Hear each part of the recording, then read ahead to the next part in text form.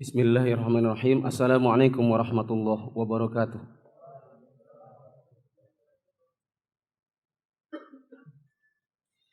Alhamdulillahi rabbil alamin, hamdan yuwafi ni'amahu wa yukafi mazidah kama yuhibbu rabbuna wa yardah. Wa ashhadu an la ilaha illallah wahdahu la syarikalah wa ashhadu anna Muhammadan abduhu wa rasuluhu la nabiyya ba'dah. Teman-teman yang dirahmati Allah Subhanahu wa taala, pada kesempatan malam hari ini insyaallah kita akan kembali melanjutkan pembahasan buku Hilyah Thalibul Ilmi yang ditulis oleh Syekh Bakar bin Abi Zaid. Sekarang di halaman berapa? 109.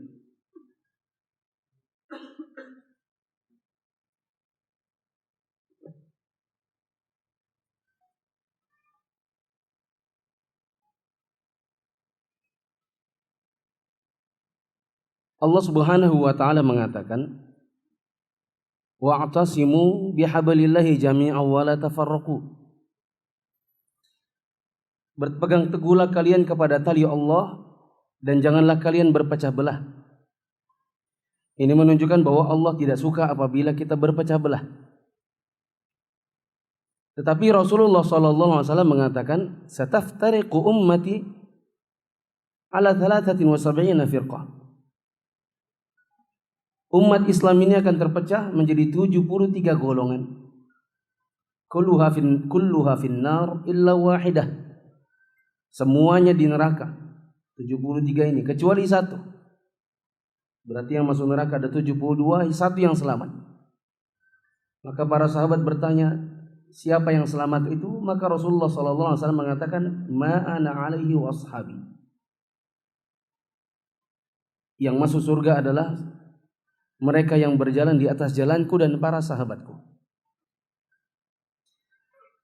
Allah melarang kita berpecah belah, tetapi Rasulullah SAW memberitahukan bahwa umat Islam ini terpecah belah. Ini menunjukkan kepada kita bahwa Allah melarang kita untuk mendekati hal-hal yang sifatnya memecah belah. Allah tidak senang apabila kita justru memasuki segala hal yang menyebabkan umat Islam itu menjadi berpecah belah. Dan ketika Rasulullah SAW mengabarkan bahwa umat ini terpecah, itu menunjukkan bahwa banyak di antara kaum muslimin yang justru memasukinya. Sehingga akhirnya kaum muslimin pecah belah. Di antara penyebab kaum muslimin berpecah belah adalah yang disebutkan oleh penulis buku ini, Hilyah Thalibul Ilmi, di buku kita halaman 109.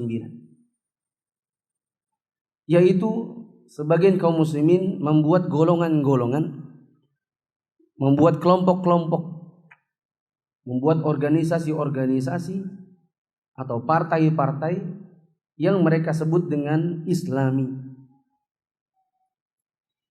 Sehingga kemudian kaum muslimin yang tidak mengikuti golongan, organisasi, kelompok atau partai yang disebutkan dengan Islami ini menjadi musuh terhadap orang-orang yang memasukinya, yang menjadi anggotanya.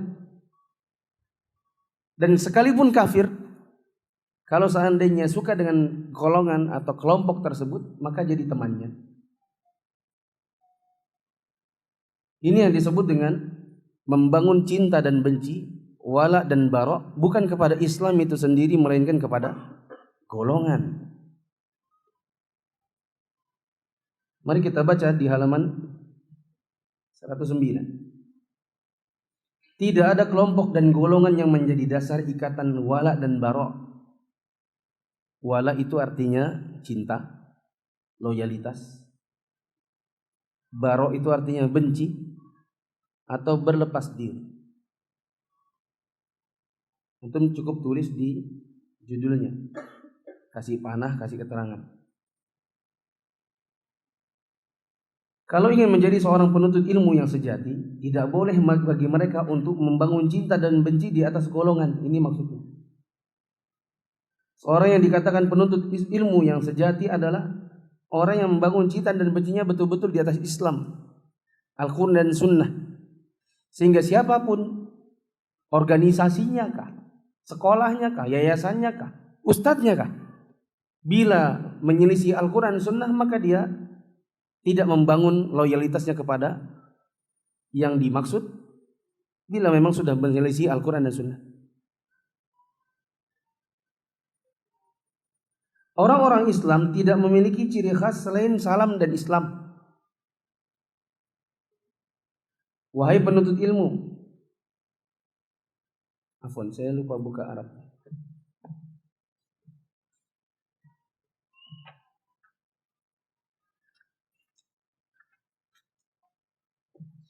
Ahlul Islami laisa lahum simatun siwal Islami wassalam. Orang-orang Islam itu tidak memiliki penamaan khusus melainkan Islam dan salam. Faya talibal ilmi barakallahu fika wa fi ilmika utlubil ilma wa utlubil amala wad'u ila Allah ta'ala ala tariqati salaf. Wahai penuntut ilmu, semoga Allah memberkahimu dan usiamu. Usia dicoret karena di dalam matanya asli ilmu. Semoga Allah memberkahimu dan ilmumu. Tuntutlah ilmu, berusahalah untuk beramal dan berdakwalah kepada Allah berdasarkan metode para salaf. Wala takun kharrajan wallajan fil jama'at فتخرج من السعة إلى القوالب الضيقة فالإسلام كله لك جدة ومنهجا والمسلمون جميعهم هم الجماعة وإن يد الله مع الجماعة فلا طائفية ولا حزبية في الإسلام. Jangan keluar masuk jamaah-jamaah sehingga engkau keluar dari kelapangan menuju kesempitan. Islam ini seluruhnya merupakan manhaj dan jalan, sedangkan kaum muslimin seluruhnya merupakan jamaah. Sungguh tangan Allah bersama jamaah, tidak ada golongan-golongan dan sekte-sekte yang diakui di dalam Islam. Perhatikan teman-teman, penulisnya memulai dengan sebuah nasihat kepada siapapun yang mengaku dirinya penuntut ilmu, maka hendaklah dia berilmu terlebih dahulu. Setelah itu berusaha untuk mengamalkan ilmunya. Karena tidaklah bermanfaat sebuah ilmu melainkan bila diamalkan. Tidak akan melekat sebuah ilmu pada diri seseorang melainkan apabila ilmu yang dia sudah timba dia praktekkan. Contoh nyata, contoh ringan. Antum akan semakin paham yang namanya jamak kosor, rukhsah tentang sholat berjamaah, tidak sholat Jumat. Ini antum akan semakin paham apabila antum banyak safar. Semakin banyak safar, semakin di otak ini, di kepala dia semakin bermain. Ini jam berapa ya? Oh, jam 2. Ini di mana ya? Oh, ini di Samarinda. Aku musafir, boleh kosong nggak ya? Atau jamak tok ya? Atau bolehkah jamak sekalian kosor ya? Oh, aku sudah pulang safar nih, udah landing di bandara Balikpapan.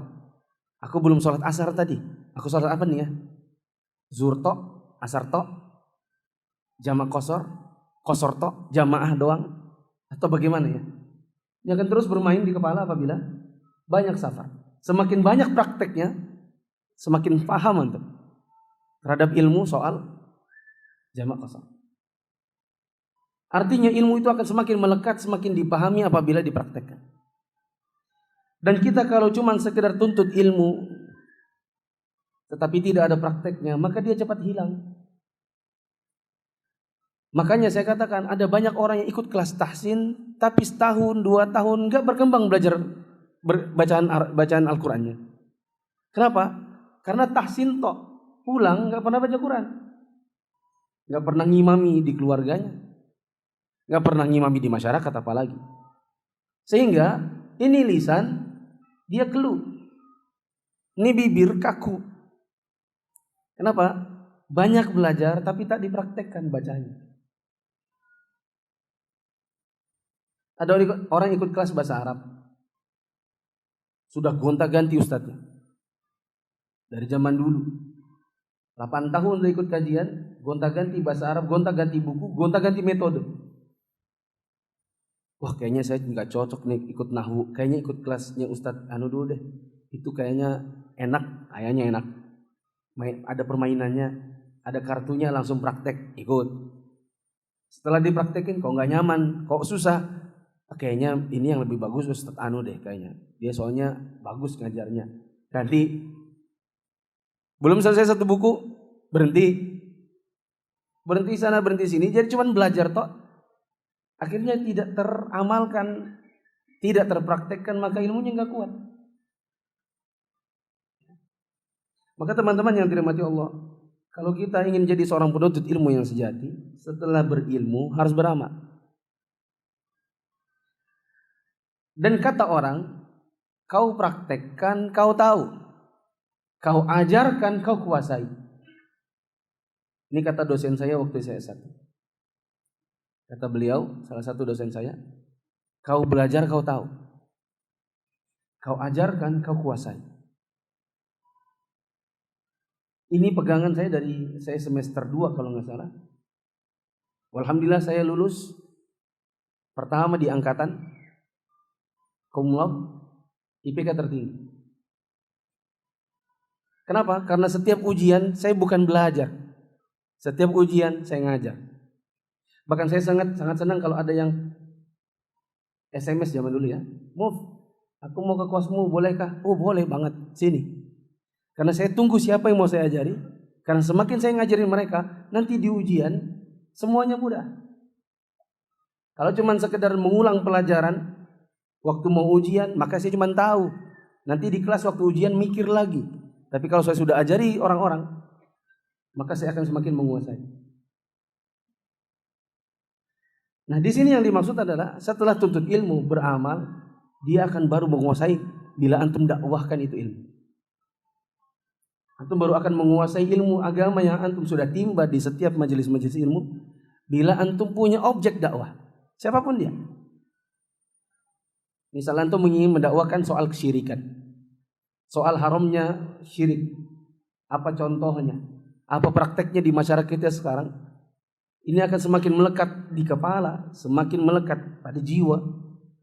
Bila kita pulang dari kajian, mengamalkannya, dan berusaha untuk mencari objek dakwahnya. Minimal keluarga. Bapak dan ibu kita dakwah, tentunya dengan lemah lembut. Antum masih sekolah, ada teman-teman antum di sekolah yang antum tularkan ilmu itu. Antum di kampus, antum jadi dosen. Bahkan saya dengar-dengar di sini ada sebagian teman-teman SMK. Beberapa kali saya tanya, dari mana tahu pengajian ini? Dia bilang dari gurunya. Padahal itu SMK bukan SMK 1, SMK 2, itu SMK entah di mana. Dan gurunya juga di sini, saya nggak tahu yang mana. Berapa kali datang ke kantor, mau beli buku Hilyatul Talibul Ilmi, saya tanya ikut kajian, Mas? Ikut. Tahu dari mana pengajiannya? Dari guru, Ustaz. Guru apa? Guru SMK. Dia sering ngajakin kita, kalian kalau hari Ahad ikut kajian di BDI. Sehingga banyak anak-anak muda SMK yang dia kajian satu majelis dengan guru sekolahnya. Dia manfaatkan posisi dia sebagai guru untuk mengajak kepada yang lain menuju Islam. Ya, ini bentuk dakwah. Nah, di sini diberikan catatan, menuntut ilmu harus dengan metodenya para salaf. Beramal harus dengan metodenya para salaf. Berdakwah harus dengan metodenya para salaf. Kenapa harus dengan metode salaf? Dan siapa salaf itu? Salaf yang dimaksud adalah para sahabat Nabi, tabi'in, dan siapa? Tabi'ut tabi'in. Kita jadi beralih masalahnya, tapi nggak apa-apa, sedikit-sedikit. Salaf itu yang diakui secara dalil, secara syar'i adalah 3 generasi yang pertama. Generasi yang pertama namanya generasi sahabat. Siapa itu sahabat? Mereka adalah sekelompok orang yang hidup di zaman Nabi, beriman dengan Nabi, sampai wafatnya mereka tetap beriman dan mereka tatap muka langsung dengan Nabi meskipun buta. Tatap muka meskipun buta. Seperti sahabat siapa? Abdullah bin Umi Maktum. Dia tidak pernah lihat wajah Nabi karena dia buta. Tapi dia tatap muka dengan Nabi. Itu namanya sahabat. Beriman di zaman Nabi, sampai wafat dia pun beriman. Tidak murtad, karena ada sebagian orang yang di zaman Nabi dia beriman, sepeninggal Nabi dia murtad sampai wafatnya. Nah, yang diinginkan dari para sahabat ini beriman semasa hidupnya Nabi sampai Nabi yang wafat, sampai mereka yang wafat. Dan tatap muka langsung dengan Nabi meskipun buta. Karena di zaman Nabi ada yang beriman dari awal sampai akhir hayatnya tapi tak pernah tatap muka sama Nabi. Siapa yang tahu? Raja Najasyi. Hujan kah? Hujannya? Mungkin bisa merapat. Jadi yang di luar enggak kebasahan.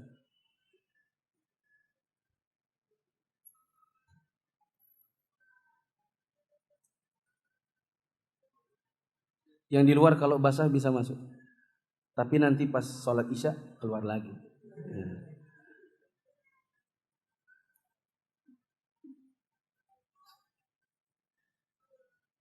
Generasi yang kedua namanya tabi'in. Yaitu orang yang beriman di hayatnya sampai akhir hayatnya. Dan bertemu dengan para sahabat. Berarti kalau hidup sezaman dengan sahabat tapi tak bertemu, berarti dia cuma kaum muslimin biasa. Ini menimba langsung ilmu dengan para sahabat. Tatap muka dengan sebagian sahabat meskipun tak semuanya. Yang ketiga adalah tabi'ut tabi'in. Yaitu orang-orang yang hidup sezaman dengan tabi'in, menimba ilmu dari para tabi'in dan wafat dalam keadaan beriman. 3 golongan ini, siapa tadi? Sahabat, terus tabi'in, tabi'ut tabi'in. Ketiga ini direkomendasikan oleh Rasulullah SAW sebagai generasi yang paling baik di zaman di umat Islam ini. Kata Rasulullah SAW, khairun nasi qarni. Sebaik-baik umat Islam ini adalah yang hidup sezaman denganku. Siapa itu? Sahabat. Tsummal ladzina yalunahum. Kemudian orang-orang yang setelah mereka. Siapa itu? Tabi'in. Tsummal ladzina yalunahum. Kemudian orang-orang yang setelah mereka, setelah tabi'in, yaitu tabi'ut tabi'in. Ketika mereka semua direkomendasikan oleh Rasulullah SAW, ini menunjukkan bahwa umat Islam yang sekarang harus ikuti metodologi mereka dalam menjalankan Islam. Contoh mudah ringan. Misalnya saya seorang dosen, sepanjang karir saya sebagai dosen, saya punya angkatan-angkatan. Mulai dari misalnya tahun, anggaplah, dari tahun 80-an sampai tahun 2019 atau 2018. Kemudian saya berkata kepada anak baru, semester baru, saya mengatakan sebaik-baik yang pernah saya ajar adalah angkatan 90, 91, 92. Atau 80, 81, 82. Kenapa? Semuanya belum kenal gadget. Jadi betul-betul nyatat, betul-betul belajar. Kalau zaman sekarang murid-murid saya semuanya nggak ada yang berkualitas. Kenapa? Karena semuanya kalau di pelajaran mereka di kelas main HP, nanti ujung-ujungnya yang difoto adalah papan tulisnya. Sekali-kalinya mereka membuka lagi foto mereka itu adalah menjelang ujian. Setelah itu baru tanya temannya, ini dari mana angkanya. Sebaik-baik murid saya yang pernah saya ajar adalah yang angkat 80, 81, 82. Ini menunjukkan bahwa gurunya ingin para murid-muridnya yang setelahnya mengikuti para orang-orang yang terdahulu yang dia rekomendasikan. Maka kalau seandainya kita ingin beragama dengan orang-orang yang paling bagus di umat ini, maka tidak ada jalan kecuali mengikuti jalannya para sahabat, tabi'in, tabi'ut tabi'in, yang kita kombinasikan ketiga ini dengan satu kata, yaitu kata salaf. Bagaimana menuntut ilmunya para salaf? Menuntut ilmunya para salaf itu banyak metodologinya. Di antara yang saya bisa sebutkan, kerja keras. Metodologinya para salaf terdahulu yang jarang kita temukan di zaman ini adalah kerja keras. Antum bayangkan kisahnya Adi Ibnu Abi Hatim. Beliau menceritakan bahwa beliau dengan teman-temannya punya jadwal kajian kepada sebagian guru di zamannya. Anggaplah guru yang satu ada di BDI ini. Guru yang satu lagi misalnya anggaplah di Istiqomah. Guru yang satu lagi ada di Nasai. Tempatnya agak berjauhan dan kita tahu di zaman dahulu nggak ada Grab, nggak ada Gojek. Imma cari unta atau kuda, imma jalan kaki. Suatu kerja keras yang tidak akan pernah kita dapatkan di zaman ini. Hatta yang orang kajian BDI rutin hari Ahad, yang BDI pun jarang ada yang datang. Sebagian ikhwan yang tinggalnya di BDI banyak yang tidak menghadiri kajian. Tapi kalau di lapangan bola cepat. Lapangan futsal duluan. Kalaupun ada tinggal di BDI, kemari biasanya naik motor atau naik mobil. Orang di zaman dahulu tidak begitu. Tapi bukan pula saya bilang siapapun yang tinggal di mana-mana jalan kaki lah, enggak. Belum selesai ceritanya. Ibnu Abi Hatim mengatakan kami punya jadwal pagi di BDI, jadwal siang Istiqomah, jadwal malam di Nasai. Di mana suatu hari kami kajian pagi, waktu menuju ke kajian siang, kami lewati sebuah pasar. Pulang dari kajian siang, ceritanya kami ingin masak, di pasar itu kami beli ikan. Sampai di rumah, sampai di kos-kosan ceritanya misalnya. Sampai di tempat kami tinggal, ceritanya mau masak itu ikan, sudah jadwal sore dan ini waktunya untuk jalan kaki menuju ke jadwal malam. Maka nggak jadi dimakan, nggak jadi dimasak ikannya, karena mereka sudah punya jadwal. Pulang dari kajian malam, sampai di rumah dapat ikannya sudah setengah busuk. Akhirnya dimakan setengah matang. Saya juga nggak bilang penuntut ilmu sekarang harus makan ikan setengah matang, enggak. Tapi sebuah gambaran kerja keras di zaman dahulu. Yang itu harus bisa kita tandingi di zaman ini dengan bentuk kerja keras ala zaman kita ini. Misal, kerja keras di zaman sekarang. Antum nggak akan bisa dapat ilmu kalau cuma datang tanpa bawa buku, tanpa bawa peralatan. Ini senapannya kaum penuntut ilmu, stabilo. Sebuah alat yang saya dari zaman kecil selalu punya. Kenapa? Karena dari seluruh paragraf yang saya baca, nanti kalau mau ujian, misalnya ada ujian, saya nggak harus baca semua lagi. Saya cukup highlight, saya kuningin mana yang penting untuk menjadi bahan ingat. Mengingat waktu supaya tidak perlu membaca semuanya. Stabilo sangat penting. Bolpen untuk menulis catatan yang tidak ada di buku. Di zaman sekarang saya katakan perlu post-it untuk menulis faedah tambahan, ditempel di mana letak faedah itu harus diletakkan pada bukunya. Kita nggak akan bisa dapatkan ilmu bila model kita adalah model yang tanpa kerja keras. Datang paling belakang. Akhirnya selalu duduk di belakang. Selalu duduk di luar. Hanya duduk tanpa memegang buku, tanpa menyimak apa yang dibaca. Maka ini jauh dari metodologinya para salaf, yaitu kerja keras. Metodologinya para salaf di zaman dahulu tidak mengambil ilmu kecuali dari yang kompeten. Tidak mengambil ilmu kecuali dari yang punya kompetensi mengajar. Dikenal dulu siapa gurunya. Itu yang mengajar, gurunya dia siapa, belajarnya di mana. Tidak setiap orang ujuk-ujuk terkenal jadi ustadz kemudian diikuti, tidak. Diselidiki dulu, itu dulu belajarnya di mana. Maka sebagian orang misalnya di zaman Imam Ahmad bin Hanbal bertanya, wahai Abu Abdillah, si fulan itu berdakwah, bolehkah kami ambil ilmu darinya? Orang bertanya dulu, setelah dapat rekomendasi baru diambil ilmunya. Bila tidak maka tidak. Orang di zaman sekarang metodologi belajarnya beda. Mereka bilang ambil dari siapapun, ambil baiknya, buang buruknya. Sehingga semuanya masuk ke kepalanya, antara yang bersih sama yang kotor, antara yang masih bisa dimakan sama yang sampah yang sudah basi. Orang di zaman dahulu tidak demikian. Ada yang komentar di grup saya. Bukankah menerima kebenaran itu harus dari siapa saja? Kalau memang benar, terima dari siapapun. Maka saya jawab, betul kata antum. Bila itu kebenaran, maka terima dari siapapun, bahkan setan pun diterima. Bila dia ngomong kebenaran. Tapi beda antara menerima kebenaran dengan mengambil ilmu. Menerima kebenaran itu, antum harus terima dari siapapun. Adapun mengambil ilmu, tidaklah antum tuju kecuali dengan persiapan dan membuka lapang dada.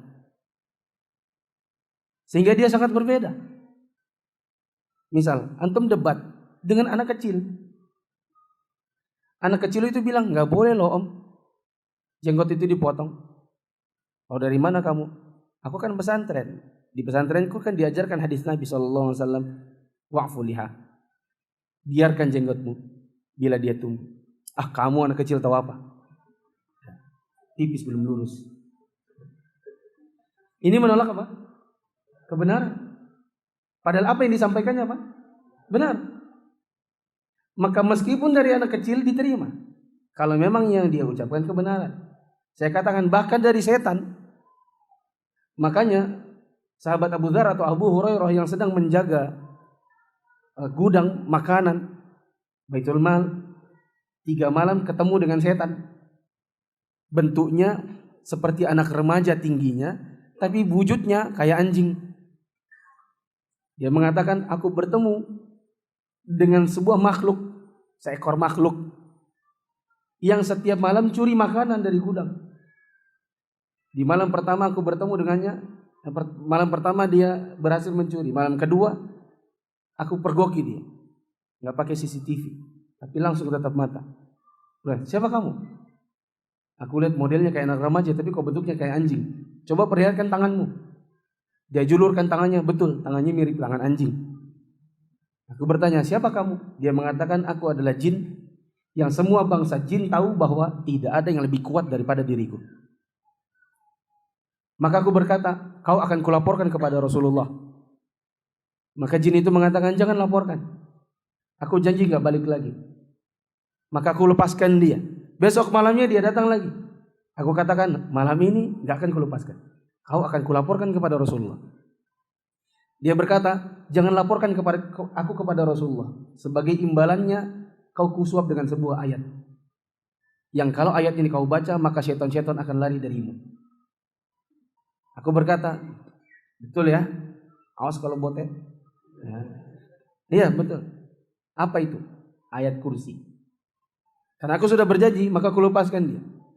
Besoknya pagi aku datang bertemu dengan Rasulullah SAW dan aku beritahukan kejadian itu, bahwa setan atau jin itu mengajarkan kepadaku sebuah ayat yang kalau aku baca maka syaitan lari dariku, yaitu ayat kursi. Ku ceritakan kepada Nabi, Nabi bilang, laqad sadaqal khabith. Itu setan yang pendusta itu, dia benar. Coba, Nabi gak bilang, gak usah dipercaya itu, dasar pembualan. Enggak. Nabi bilang apa? Telah jujur, telah benar si pendusta itu. Kalaupun dari setan, kalau itu benar diterima. Tapi bedakan antara menerima kebenaran dengan mengambil ilmu. Kalau ambil ilmu itu antum siap dari rumah, mempersiapkan diri, membuka dada selebar-lebarnya, masuk apapun yang disampaikan oleh gurunya. Beda dengan menerima kebenaran. Bisa jadi awalnya antum tidak siap. Tapi kalau benar antum harus terima. Maka di antara metodologi salaf di zaman dahulu, kalau mereka menuntut ilmu, tidaklah diambil ilmu itu kecuali dari orang yang dipahami keilmuannya, diketahui kompetensinya. Ya. Kalau seandainya di zaman ini ada orang mengatakan, antum dengarkan siapapun lah, jangan ngaji kepada satu ustaz saja. Ikut si ustaz anu dari anu, ustaz anu dari anu, ustaz anu dari anu. Apa tadi? Ambil baiknya, buang buruknya. Maka saya katakan, berarti antum di rumah aja, nggak usah belajar. Bahkan kalau perlu antum ke masjid dan buka pengajian. Kenapa? Karena antum lebih mampu untuk membedakan mana yang baik, mana yang buruk. Antum datang, katanya ambil baiknya, buang buruknya. Ini logikanya, ustadznya nggak mampu membedakan mana yang baik, mana yang buruk. Antum yang mampu. sehingga antum mengatakan, oh baik ambil, wah buruk nih, buang. Yang bisa begitu harusnya ngajar, ya tidak? Bukan belajar. Ini syubhat zaman now. Sehingga membuat kaum muslimin, para penuntut ilmu jadi kacau. Mereka tidak bisa membedakan mana dalil yang kuat, mana yang syubhat. Karena semuanya masuk ke kepala. Sehingga orang di zaman ini kadang mereka setelah ngaji sama Ustadz Anu, ngaji sama Ustadz Anu, ngaji sama Ustadz, kadang mereka pusing. Kenapa pusing? Yang ini bilang anu, yang ini bilang begitu. Dan dua-duanya bertentangan. Dia tidak punya pondasi kuat untuk membedakan mana yang kuat, mana yang tidak. Maka di antara cara mudah, antum melihat kompetensinya. Ustadznya belajar di mana? Ya. Oh, ustadznya 5 tahun di Madinah. Tapi Madinah itu bukan standar mutlak ya. Karena hizbiyun, bahkan ahlul bidah banyak yang belajar di Madinah. Oh di Madinah, baik. Di Madinah betul-betul kuliah atau melancong? Karena ada orang lama di Madinah, rupanya sopir. Nggak pernah belajar karena nggak paham bahasa Arab fusha. Dia pahamnya bahasa Arab pasaran amiyah. Kam haza berapa ini? Khamsa riyal, 10 riyal. Pulang-pulang setelah habis visanya, pulang ke Indonesia jadi ustadz di masjid. Ini perlu telah dulu siapa nih orang? Di Madinah. Tanya sama yang di Madinah. Kenal sama fulan? Oh, kenal. Siapa itu? Itu TKI, jadi sopir. Kalau yang seperti ini tidak bisa diambil ilmunya. Oh, beliau adalah mahasiswa S1. Baik, Madinah. Kepada siapa dia bergaul waktu di Madinah? Karena perlu diketahui di Madinah datang 1000 orang, yang pulang ke Indonesia jadi pengajar mungkin 100. 900-nya kemana? Tipikal-tipikal orang yang selama di kampus dulu gak belajar. Banyak, jangan salah, banyak orang-orang yang dulu ke Madinah, selama di Madinah kuliah suka terlambat, ketiduran, ujian tidak ikut, satu mata kuliah diulang bersemester-semester. Retake itu maksudnya ngambil lagi kuliah berikutnya. Jadilah S1 10 tahun. Meskipun sekarang mungkin gak ada lagi, karena pasti ada DO. Saya kenal ada sebagian ustadz yang bahkan mengaku dengan telinga saya. Saya dengar dengan telinga yang ini dan yang ini. Bukan saya nukil dari orang. Sebagian ustadz yang di Balikpapan, LC, dan mengatakan, saya terus terang waktu dulu di kampus itu sering bolos. Saya katakan, kalau gitu antum harusnya gak usah mengajar. Karena sadar diri bahwa antum belum punya kompetensi khusus. Kecuali antum memperbaiki diri. Belajar lagi. Waktu di Madinah dia suka bolos gak? Oh enggak, dia pintar, Masya Allah. Akhlaknya bagaimana? Siapa tahu dia Masya Allah kalau pintar-pintar, tapi kalau akhlak bejat. Gak tahu sudah berapa mahasiswa yang dia utangi yang sampai dia lulus gak balik duitnya. Karena jangan sampai nanti jadi pengajar, posisi jadi ustadz, banyak yang mendekat, lalu antum dipeloroti satu-satu. Diutangin. Ustadz gimana kabarnya? Alhamdulillah akhi. Tapi ana belum punya gas ya. Antum bisakah kirim-kirim ke sini? Utang. Lama nggak dibayar. Ngaji di mana? Selain di kuliah bagaimana? Oh Masya Allah si Fulan itu selain kuliah rajin duduk di majelisnya misalnya Syekh Abdul Muhsin Al-Abbad. Rajin duduk di majelisnya Syekh Abdul Razak bin Abdul Muhsin Al-Abbad. Rajin duduk di majelisnya Syekh Anis Tahir. Sudah kita dapat nih, kuliah di Madinah. Akhlaknya baik, keilmuannya baik, teman-temannya merekomendasikan. Sering duduk di majelisnya para ulama. Duduk dia mengajar, antum ambil ilmunya. Bila tidak tahu asal usulnya, maka jangan.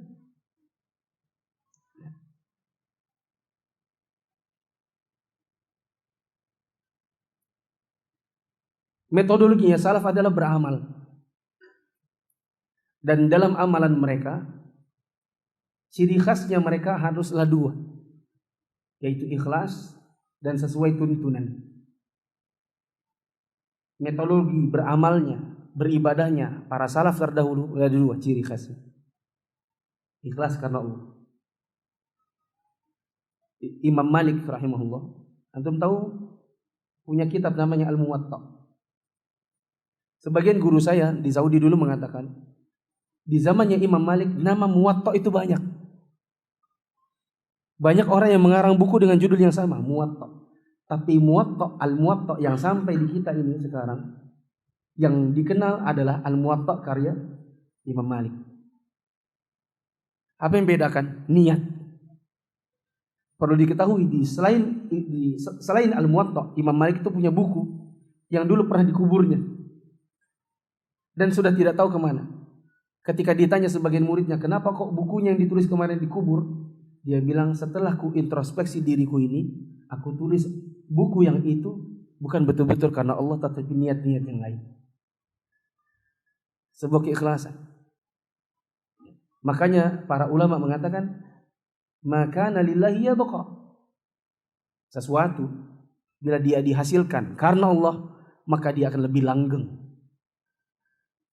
Mafhumnya, mukhalafahnya, manakala ada sesuatu yang dihasilkan bukan karena Allah, dia bisanya hilang. Antum tahu kenapa? Bisa kita cerna atau kita renungkan. Kenapa Sahih Bukhari ratusan tahun sampai sekarang masih ada? Kenapa Sahih Muslim masih ada? Al-Muwatta kenapa masih ada? Ini nih, enggak usah jauh-jauh. Buku yang kita pegang ini. Tahun berapa dia tulis? Ada di pengantarnya dulu. 1408 Hijriah. Sekarang berapa? 1439. 31 tahun. Setelah penulisannya sampai sekarang kita masih pegang buku ini. Dicetak dalam berbagai bahasa. Bahasa Indonesia. Ini buku yang lain, bentuknya syarah. Tapi sama, Hilyatul Talib. Kenapa ada? Karena keikhlasan karena Allah. Kita tidak mensucikan penulisnya di hadapan Allah, tetapi kita husnuzon bahwa sebagaimana yang disebutkan para ulama, hal-hal yang dihasilkan karena Allah biasanya dia lebih langgeng.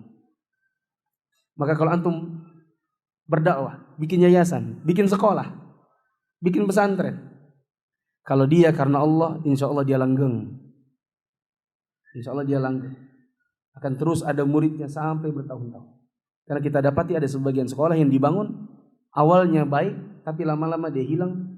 Tidak ada muridnya kecuali hanya 3-4 orang. Karena bisa jadi ada niat-niat yang tidak sahih di dalam pembuatannya. Dan harus ada ciri khas yang namanya kesesuaian dengan sunnah Nabi.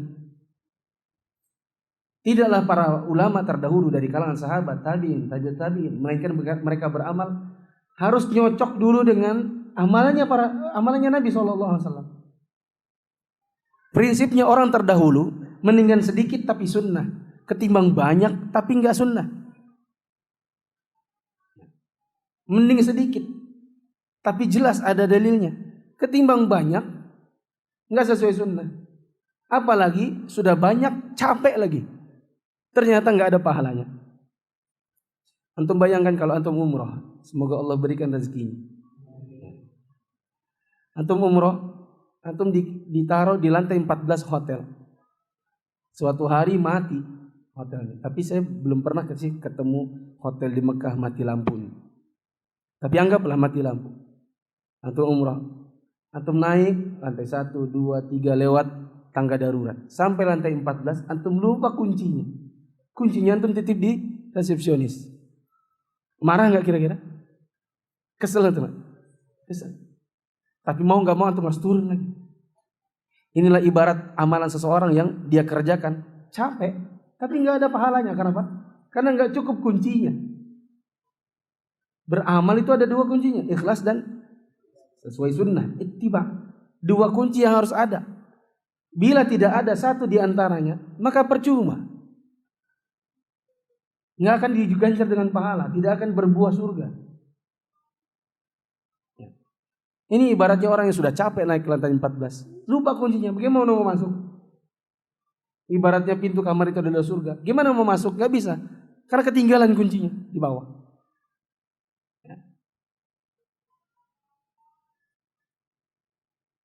Apalagi kalau seandainya kita ukur diri kita ini, sunnah mulai dari bangun tidur sampai tidur lagi. Banyak yang jelas-jelas sunnah yang kita nggak kerjakan. Terus kita mau berepot-repot diri dengan sesuatu yang nggak ada sunnahnya. Coba. Ribuan sunnah sehari semalam. Bahkan ada sebagian penulis yang membuat judul lebih dari 1000 sunnah sehari semalam. Nah 1000 sunnah ini mungkin kita sehari semalam cuma dapat 100. 900-nya gak terkerjakan. Lalu kita mau merepotkan diri dengan yang gak ada sunnahnya. Ya. Terakhir, ternyata kita cuma dapat 2 paragraf. Harus berdakwah dengan metodologi para salaf. Para salaf terdahulu, mereka berdakwah karena Allah. Bukan karena dunia. Konsekuensinya, cerminan dari dakwah mereka akan berkata dengan apa yang disenangi oleh Allah dan Rasulnya meskipun tidak disukai oleh manusia. Ini diantara cerminan dakwah yang ikhlas karena Allah. Apa itu? Dia akan bicara dengan apa yang Allah dan Rasulnya mau meskipun yang dihadapinya tidak suka. Sehingga seorang da'i yang berdakwah dengan metodologi salaf bukan seorang penjilat.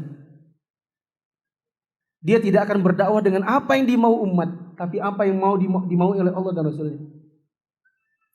Bukan sesuai pesanan. Tetapi dia berdakwah dengan apa yang tertera pada Al-Quran dan Sunnah.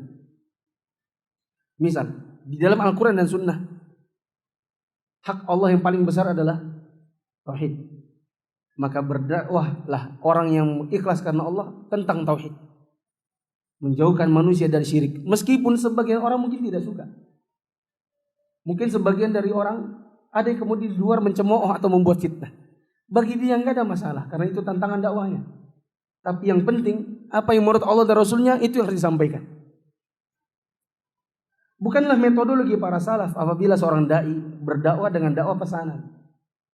Ustaz, nanti saja tolong ngomong ini, terus jangan singgung ini, jangan singgung ini, jangan singgung ini. Bila sampai kepada saya seperti itu, bagi saya pelecehan. Terutama bagian belakangnya tadi, jangan ngomong anu, jangan ngomong anu, jangan ngomong anu. Ya. Makanya saya pernah dakwah, mungkin ada 2 tahun kali, mungkin ya. Sekitar 2 tahun di Polda Kaltim. Yang hadir di kajian itu sebanyak-banyaknya itu 15 orang. Waktu di awal agak banyak, belakangan sedikit. Sampai kajian itu selesai dan tidak saya lanjutkan karena efektivitas waktu. Ya. Yang hadir mungkin cuma 15. Kenapa? Soalnya dakwah saya nggak ngenakin. Saya pernah bilang, misalnya bapak-bapak lagi bikin razia, terus tengah jalan ada orang nggak bawa STNK, platnya kecil, atau nggak ada platnya, nggak ada spionnya, nggak pakai helm, terus bapak mau ditawar, bagi saya itu pelecehan bagi seorang polisi. Mau ditawar, sudah pak, damai aja pak, gitu kan? Kita gitu ya. Enggak ya? Terus dia bilang, ya udahlah 50.000. Terus bapak bawa pulang itu 50.000. Itu uang haram. Kenapa? Karena Anda sudah dibayar oleh pemerintah untuk mengerjakan tugas razia. Dan itu uang haknya negara. Harusnya Anda kasih slipnya, suruh dia transfer. Bukan itu duit, ya udah kau kulepaskan, gak usah pakai sidang, tapi duitnya buat Anda. Itu haram. Contoh yang lain misalnya, di Polda itu ada penjara. Saya pernah bilang, misalnya di sini ada penjara. Terus setiap ada yang mau menengok, kalau ada orang mau menjenguk keluarganya di penjara, harus bayar dulu sama Anda. Ketahuilah bayar mereka yang Anda masukkan ke kantong Anda itu haram. Anda terlambat, Anda harus fingerprint jam 7:30. Anda datang jam 8. Anda gak fingerprint supaya gak dipotong tunjangan, itu uang haram.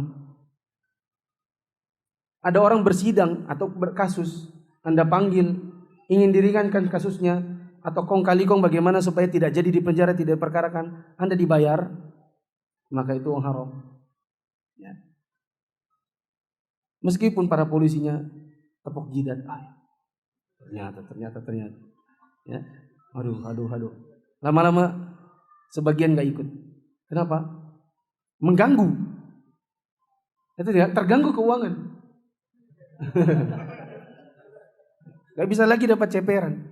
Lahan becek kalau dengerin dia ini susah. Dengerin ustadznya. Azan. Ini ada pertanyaan, sebenarnya jawabannya panjang, tapi saya baca saja karena dia bertanya sampai 2 kali. Saya tahu 2 kali karena tulisannya sama. Jika seorang muslim murtad, lalu dia kembali ke Islam, lalu murtad lagi, apakah masih bisa diterima taubatnya kalau kembali lagi? Nah, ini kalau sudah murtad lalu taubat lagi. Mari kita sama-sama coba buka di surat Ali Imran ayat Ali Imran 85. Buka di HP antum. Soalnya jawabannya karena ayatnya ada beberapa yang harus dibaca. Ya, 85. Sudah? Ali Imran ayat berapa? 85. Saya bacakan. Wa may yabtaghi ghairal islami dinan fala yuqbala min wa huwa fil akhirati minal khasirin. Siapa yang mencari agama selain agama Islam, tidak akan diterima darinya amalannya, dan di akhirat dia termasuk orang merugi. Kaifa yahdillahu qauman kafaru ba'da imanihim wa syahidu anna rasulahu haqqu wa ja'ahumul bayyinat. Wallahu la yahdil qaumadz zalimin. Bagaimana Allah akan memberikan petunjuk kepada suatu kaum yang kafir setelah mereka beriman? Artinya apa? Murtad. Bagaimana Allah akan memberikan petunjuk kepada suatu kaum yang kafir setelah beriman, yakni murtad, serta mengakui bahwa Rasul itu sebenarnya benar-benar Rasul, dan bukti-bukti yang jelas kepada mereka sudah sampai. Allah tidak akan memberi petunjuk kepada orang yang zalim. Ulaika jazaohum anna alaihim la'natullahi wal malaikati wan nasi ajma'in. Mereka itu balasannya adalah ditimpa laknat Allah, para malaikat dan manusia semuanya. Khalidina fiha, mereka kekal di dalamnya. La yukhaffafu anhumul adzabu wa lahum yunzarun. Tidak akan diringankan azabnya dan tidak akan diberi penangguhan. Sampai sini menunjukkan bahwa orang yang murtad itu tempatnya di neraka dengan azab yang pedih. Tapi ada lanjutannya. Mari kita baca lanjutannya. Illal ladzina tabu min ba'di dzalika wa aslahu fa innallaha ghafurur rahim. Kecuali orang-orang yang bertaubat setelah itu. Jadi sudah murtad, setelah itu apa? Taubat. Kecuali orang-orang yang bertaubat setelah itu, taubat dari murtadnya dan melakukan perbaikan. Artinya bersungguh-sungguh di dalam taubatnya dan memperbaiki dirinya serta agamanya. Apa kata Allah? Maka Allah Maha Pengampun lagi Maha Penyayang. Dengan syarat orang ini betul-betul bertaubat dari murtad, dia kembali kepada Islam dan sungguh-sungguh, maka insya Allah Allah akan terima taubatnya. Semoga Allah meneguhkan kita di dalam Islam.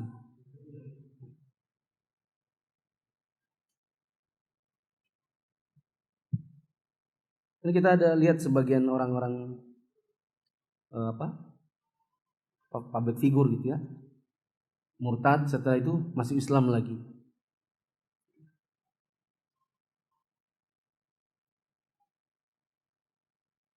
Bahkan kalau saya nggak salah ada juga public figure yang setelah murtad Islam, habis itu murtad lagi, habis itu Islam lagi, sampai sekarang. Nggak tahu ya? Hah? Saya takut salah nyebut namanya. Soalnya saya tahu kejadian itu waktu kecil. Dengar-dengar mama saya lagi cerita dengan orang-orang gitu, dengan keluarganya, saya dengerin gitu.